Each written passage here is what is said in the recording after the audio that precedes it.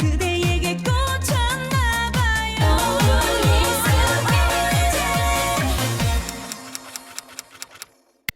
안녕하십니까. 최은혜의 만사이동 최만통입니다. 오늘도 모든 일들이 술술 풀리고 만사가 형통하는 하루가 되기를 바랍니다. 오늘 제가 주필로 있는 자율보가 어제에 이어 이 문제의 쌍방, 이 쌍방울이라는 기업 이름이 이 대장동 게이트와 이재명 후보의 변호사비 대나보기에 계속 검은 그림자를 어른어른 그리고 있습니다. 이번에는 박영수 특검이 이상하게 돈 세탁, 5억 돈 세탁해서 그 아침다이어의 그 사업 자금으로 들어가는 등 석연찮은 구석들이 굉장히 많습니다. 박영수는 김대중 정부 때 김대웅 변호사에 이어 두 번째 중앙수사부장이 됩니다. 그때 크게 한 일이 별로 없는 좀 수사 방식이 약간 거칠고 그렇게 뛰어난 에이스급 검사는 아니었습니다. 그러나 고향이 전라도이다 보니 중수부장이라는 중책을 맡았던 것 같습니다. 이 사람은 그전에는 자기 고향이 서울인 것처럼 하다 김대중 정부가 들어서자 그때 비로소 자기가 호남 출신임을 만천하에 공개를 하게 됐습니다. 그래서 약간 빈축을 산 그런 사람입니다. 그런 사람이 어쨌든 박근혜 국정농단 사건의 그 특별검사로 임명되었습니다. 그때 박영수가 발탁한 사람이 윤석열 후보입니다. 윤석열 후보를 잘 발탁한 것 같은데 박영수라는 사람은 상당히 좀 문제가 있습니다. 그 문제가 지금 드러나고 있습니다. 자기 친인척한테 100억 넘는 분양대행업을 맡도록 진짜 이 김만배를 통해서 막 그렇게 만든 것 같습니다. 그런 여러 가지 것들이 아마 수사 선상에 올라 있습니다. 그런 것과 또 이제 이 쌍방울과의 묘한 관계들. 쌍방울은 지금 최우향이라는 자가 정관계 로비 이런 것들을 했습니다. 성균관 부관장까지 하고 쌍방울 기업의 부회장까지 올랐습니다. 쌍방울의 회장인 김승태, 이 사람도 주목 출신이라고 알려져 있습니다. 지금 전국의 주목들이 가장 모델 케이스로 삼는 게 쌍방울의 회장 김승태라고 합니다. 이 사람이 어쨌든 M&A에 성공해가지고 대기업이 총수가 됐습니다. 오너가 된 겁니다. 그러니 부러워할 만도 합니다. 지금 주목들이 과거의 삥 뜯고 룸살롱 이런데 뒤를 봐주면서 돈을 뜯고 하는 그런 데서 철거 용료로 점점 진화 발전해서 지금은 M&A 시장까지 주무르고 있습니다. 주가 조작에다 또 코인 발행 등 첨단 산업에 이 조폭들이 합법화한 사업들을 펼치고 있습니다. 그러나 이 조폭들이 합법화됐다고 하더라도 기존의 그 주목 후배들과 관계를 맺고 있는 듯 합니다. 이런 것들이 지금 이 대장동 게이트와 이 변호사비 대나보기에서 조금씩 불거져 나오고 있습니다.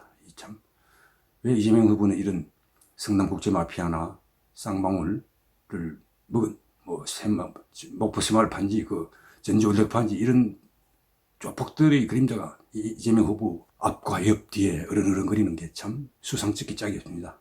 검사는 근데 제대로 수사를 안 하고 있습니다. 지금 최우양 부회장, 쌍방울이 부회장을 맡았던 최우양은 태국으로 빠져나갔다는 그런 소문이 돌고 있습니다. 아직 확인은 하지 못했습니다만 태국 교민 사이에 제가 알아보고 있는 중입니다. 태국에서 내 이야기를 들으면 또 베트남으로 어디로 도망가겠죠. 최우양을 잡을 생각도 않고 출국 금지도 안 했습니다. 검찰은 이 한심한 검찰, 이 김우수 검사이라고 하는 건 정말 수사기관을 최고 수사기관의 자격이 없는 자가 총수에 올라 추미애한테 아분하고 그 공로를 인정받아 감사위원회 2차례나 청거됐죠. 그러나 상태가 좋은 시절의 최재형 감사원장이 거부했습니다. 그때는 참 소신 있는 모습이고 최영섭 대령의 아들답다라는 생각을 저는 했습니다. 그러나 최근 그가 보이는 정치적 행보는 참으로 어이없고 왜 이 사람이 정치에 맞지 않는 사람이 왜 정치에 들어와서 저렇게 자기의 위신을 깎고 체면을 손상시키고 있는 건지 저는 이해할 수 없습니다. 제가 오늘 미디어 비리에 연재하는 최영원의 주충우들에서 두 사람을 공격을 했습니다. 야통종교, 제가 목이 메라 외치는 부르짖는 야통종교의 적으로 규정을 해버렸습니다. 첫 번째는 권영세입니다. 지금 선대위 최고 책임자입니다. 그런데 이 사람이 며칠 전 윤석열 후보가 홍준표 전 대표 두 사람의 만찬 자리에서 화해를 하고 원팀이 되기로 약속을 하고 헤어지기 직전에 홍준표 전 대표가 서울 종로구에 최재형을 또 대구 중랑구의 이진훈을 각각 3월 9일 대선과 함께 치러지는 재보선에서 공천하면 어떻겠느냐라고 나름대로 제안을 했습니다. 그 정치 초보죠. 윤석열 후보는 저걸 어떻게 해야 되나. 저게 좀 그냥 덜컥 할 수 있는 게 아니라 상의도 해보고 공천심사기구 이런 데 통과를 해야 될 수도 있고 해서 그 만찬 직후 권영세 등을 불러 홍준표 선배가 검찰 선배죠. 선배가 이런 말을 하던데 이게 어떻게 해야 되느냐라고 하자 뭐 딱 권영세가 제가 뭐 본 건 아닙니다만 약간 뭐 과잉청승 하듯이 총대를 매 공개적으로 홍준표를 때리깠습니다. 당의 대표를 맡고 이런 사람이 어떻게 이런 중차대한 대선 국면에서 그런 말을 함부로 할 수 있느냐. 당원적 자격조차 없을 수 있다라고 하는 그건을 서슴지 않고 내뱉었습니다. 홍준표 가만히 있지 않죠. 홍준표의 성질도 굉장히 뭐 더럽다는 표현은 좀 심합니다만 어쨌든 발칵했습니다. 홍준표가 자기를 출당하라고까지 했습니다. 이 권영세라는 사람이 사선 의원에 뭐 검사만 한 게 아니라 국정원에 파견도 가보고 여러 가지 다양한 경험을 했고 박근혜 대통령 당선에 혁혁한 공도 세웠습니다. 그때 김종인이 목례를 부리고 경제민주화 공약을 제대로 반영하지 않는다며 공약을 다음날 선관위에 제출해야 되는데 결재도 하지 않고 나가버렸습니다. 안 돌아요. 그때 권영세 서장훈과 함께 김정은 찾다가 도저히 안 돼 김무성의 결재를 맡아가지고 박근혜 후보에게 보고하고 그 다음날 선관위에 공약집을 제출했습니다. 그런 여러 가지 많은 경험을 해서 나는 윤석열 후보가 괜찮은 사람을 선대위 본부장에 임명을 했다라고 생각을 했는데 어떻게 이런 그 하수 같은 정치 초보도 그렇게 하지 않을 건데 그건 뭐 그런 이야기가 있다면 그런 공천심사기구를 거쳐야 된다든지 그런 식으로 애둘러 홍준표에게 얘기를 해서 정리를 조용히 용각선처럼 소리 나지 않게 할 수도 있었을 텐데 그것을 공개적으로 이야기를 했는데 제가 보는 데는 홍준표를 치면서 이준석 대표 그리고 장외에서 이준석과 티티카카 협공을 한동안 오랫동안 일삼았던 김종인 영감까지 싸그리 3월 9일 재보선 공천에 입질하지 말라는 그런 이중 효과를 거두려고 작정을 했던 것 같습니다. 그러니 그렇게 심한 말까지 뱉어 홍준표로 하여금 출당해달라는 그런 말까지 자행했습니다. 권영세라는 사람도 정말 한심한 인간입니다. 저런 머리로 저런 정치적 식견으로 어떻게 이 중차단 대선을 42일밖에 안 남은 대선을 제대로 치러낼지 정말 의심스럽습니다. 지금 단일화라든지 이런 중요한 고비들이 아직도 남아있는데 저렇게 엉터리 같은 자가 선대위 최고 책임자라고 하니 정말 의의가 없습니다. 의의가. 그리고 이준석 연일 안일화를 시비를 걸고 안철수 대표를 깎아내리기에 실안이 됐습니다. 누군가는 이준석이 저렇게 해주는 것이 단일화 협상 때 레버리지를 높일 수 있다며 오히려 이준석을 굉장히 노희한 정치꾼인 양 그렇게 이야기를 하는 사람들도 있기는 합니다. 그러나 지금 단일화를 계속 앞만 본다. 단일화를 안 하겠다는 사람이 왜 입만 열면 단일화를 거론하느냐 뭐 이런 식의 말도 되지 않는 시비를 걸면서 안철수의 부활을 돋구고 있습니다. 단일화는 제가 여러 차례 이야기했지만 깨어지기 쉬운 그릇을 다루도 조심스럽게 다뤄야 됩니다.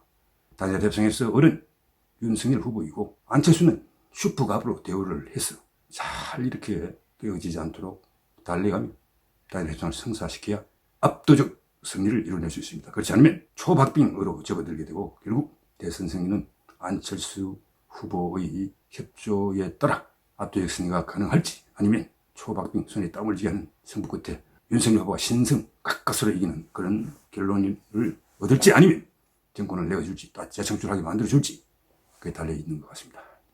그렇기 때문에 이준석 이 안라 대표는 좀 맞아야 됩니다. 저는 야통정계의 적이 바로 권영세와 이준석이라고 오늘 규정을 했습니다만 좀 심하게 들릴 수도 있습니다. 그러나 그런 실수 헛발질을 하지 않는 것이 대선에 내가 부르짖는 야통정계를 통한 대선 승리 협정이 될 겁니다. 그래서 신문인은 권영세를 너무 혹독하게 비판해 미안합니다만 어쩔 수 없습니다. 개인의 의리나 우정 이런 것들보다 더 훨씬 중요한 게 야통정계라는 대의의 완수입니다. 저는 야통정계를 위해 목숨도 걸 수 있다라고 이야기를 했습니다만 그런 자세로 우리가 이 엉터리 문통정권 무능하고 무책임하고 무대포 무신의도 없고 그래서 무업적이라고는 하나도 없는 이 옹호 정권을 반드시 응징하고 대선 승리를 통해 양아치 운동권을 일부 양아치 운동권들 비양심적이고 부패한 운동권 세력들을 쓸어내야 됩니다. 그리고 대청소를 통해 이 나라의 앞날을 밝게 만들어야 됩니다. 이 양아치 운동권 문통을 비롯한 이해찬 등등 송영길 이런 따위들이 대한민국의 기틀을 무너뜨리고 기강을 완전히 흔들리게 만들었습니다. 언제까지 이들이 이런 책동을 5년 뒤까지 그렇게 만든다면 대한민국은 결단이 되고 말 겁니다. 제가 누차 얘기하지만 본회 부목사가 나치 때 미친에게 운전대를 맡길 수 없다라고 얘기했습니다. 어리석은 지도자 나라를 망칩니다. 어리석은 지도자보다 더 위험한 게 이재명 같은 표정 하나 변하지 않고 잔인하게 사람을 짓밟고 자기를 비판하는 사람 정신병원에 강제로 보낼 수도 있는 그런 위험한 지도자를 뽑으면 나라는 망하는 길로 갑니다. 여러분 40일 남은 3부 대선에서 반드시 슬기롭고 지혜롭게 한 표를 던져주십시오. 그래서 야동 정규를 반드시 이룰 수 있도록 힘을 모읍시다. 정말 제가 당부드리고 또 당부드립니다. 대한민국의 앞날 윤석열 후보, 안철수 후보 두 후보가 철석 연대를 통해 단일화를 이뤄낸다면 120% 정권 교체됩니다. 지금 벌써 윤석열 후보가 오차 범위 밖으로 이재명을 누르고 있습니다. 이재명은 35%의 박스권에 갇혀 꼼짝달싹하지 못하고 있습니다. 반면 윤석열 후보는 오르고 있습니다. 안철수 후보는 약간 내려가고 있습니다. 어쨌든 그럼에도 불구하고 철석 연대는 이루어져야 됩니다. 누군가는 안철수 대표가 돈 때문이라도 결국 철수할 거다라고 하는데 그렇게 안철수 후보를 화나게 해서는 안 됩니다. 그런 망발을 하는 것이 이준석 대표와 그 측근들이라고 하는데 자중해 주기를 당부합니다. 이준석 그리고 그 측근 놈들 진짜 3월 9일 정말 슬기롭게 한 표를 던져주십시오. 오늘도 좋은 하루가 되기를 기대합니다. 안녕히 계십시오.